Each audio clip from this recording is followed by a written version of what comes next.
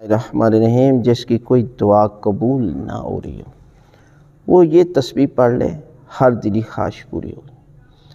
دعا کئی دفعہ انسان جو ہے وہ مانگتے ہوئے بڑا عرصہ ہو گیا، لیکن وہ سمجھتا ہے کہ جی میری دعا قبول نہیں ہو رہی۔ حالانکہ اسے پریشان نہیں ہونا چاہیے۔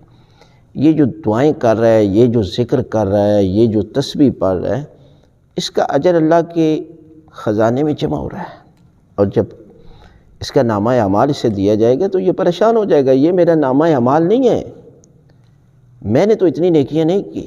تو کہا جائے گا یہ وہ دعائیں ہیں کہ جو دنیا میں تو کرتا رہا، دنیا میں تو قبول نہیں ہوئی، لیکن اللہ کے خزانے میں یہ نیکیوں کی شکل میں جمع ہوتی رہی۔ لہذا ہمیشہ دعا کرتے رہیں، اور دعا کے قبول نہ ہونے کی کچھ وجہ بھی ہوتی ہیں۔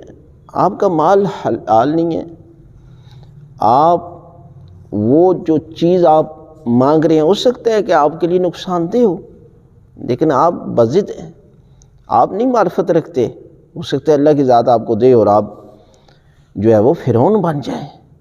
لیکن بہتر ہے جس حالت میں ہوں دعائیں کرتے رہیں۔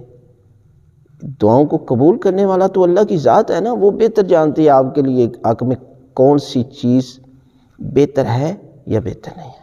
لہذا اس کے لیے بہترین نسخہ کہ آپ سورہ توحید، بہت بڑی سورہ اسم اعظم ہے، روزانہ ایک تسبیح 100 دفعہ سورہ توحید کی تلاوت کرے، انسان دنیا و آخرت میں کامیاب ہو جاتا ہے۔ دنیا کے لیے کیا ہے کہ یہ ایک دفعہ 10 پارے کے اجر ملتا ہے، ایک دفعہ سورہ توحید کو پڑھنے کا، اور جب دنیا سے چلے جائیں گے تو 70,000 کے قریب فرشتے آپ کے جنازے میں شریک ہوں گے۔ لہذا اس سورہ توحید کو اپنی زندگی کا بالکل اپنی زندگی کا معمول بنا لیں۔ ہر وقت باوضو ہونے کی ضرورت نہیں ہے، وضو کریں تو بہتر ہے، وضو خود ہی عبادت ہے، لیکن اگر بغیر وضو کے بھی اس کی تلاوت کرتے ہیں تو یقیناً پروردگار آپ کو اجر و ثواب سے نوازے گا۔